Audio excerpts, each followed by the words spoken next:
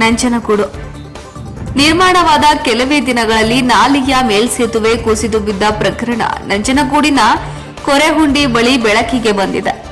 ಕಳಪೆ ಕಾಮಗಾರಿ ಬಗ್ಗೆ ಸ್ಥಳೀಯರು ತೀವ್ರ ಅಸಮಾಧಾನ ವ್ಯಕ್ತಪಡಿಸಿದ್ದು, ನೀರಾವರಿ ಇಲಾಖೆ ಅಧಿಕಾರಿಗಳ ವಿರುದ್ಧ ಆಕ್ರೋಶವನ್ನ ವ್ಯಕ್ತಪಡಿಸಿದ್ದಾರೆ.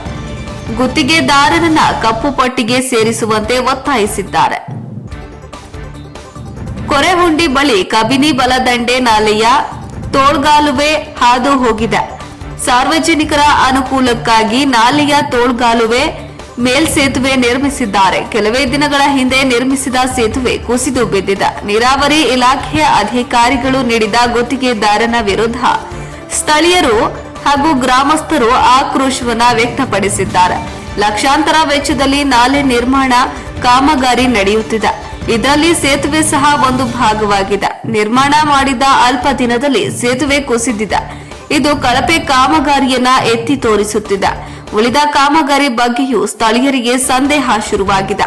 ನಂಜನಗೂಡಿನ ನೀರಾವರಿ ಇಲಾಖೆಯ ಅಧಿಕಾರಿಗಳ ಬೇಜವಾಬ್ದಾರಿ ಹಾಗೂ ನಿರ್ಲಕ್ಷ್ಯ ಇಲ್ಲಿ ಬಟ್ಟ ಬಯಲು ಮಾಡಿದೆ. ಗುತ್ತಿಗೆದಾರ ಕಳಪೆ ಕಾಮಗಾರಿ ನಡೆಸುತ್ತಿದ್ದರೂ ಅಧಿಕಾರಿಗಳು ಮೌನಕ್ಕೆ ಶರಣಾಗುತ್ತಿರುವುದು ಸಂದೇಹಕ್ಕೆ ಕಾರಣವಾಗಿದೆ. ಮಾಹಿತಿ ಅರಿತು ಸ್ಥಳಕ್ಕೆ ಧಾವಿಸಿದ ನೀರಾವರಿ ಇಲಾಖೆಯ ಸಹಾಯಕ ಕಾರ್ಯಪಾಲಕ ಅಭಿಯಂತರ ಮಧುಸೂದನ್ ಎಂಬ ಅಧಿಕಾರಿಗೆ ಗ್ರಾಮಸ್ಥರು ತರಾಟೆಗೆ ತೆಗೆದುಕೊಂಡಿದ್ದಾರೆ. ಕೂಡಲೇ ಗುತ್ತಿಗೆದಾರನ ವಿರುದ್ಧ ಕ್ರಮಕ್ಕೆ ಕೈಗೊಳ್ಳುವಂತೆ ಒತ್ತಾಯಿಸಿದ್ದಾರೆ.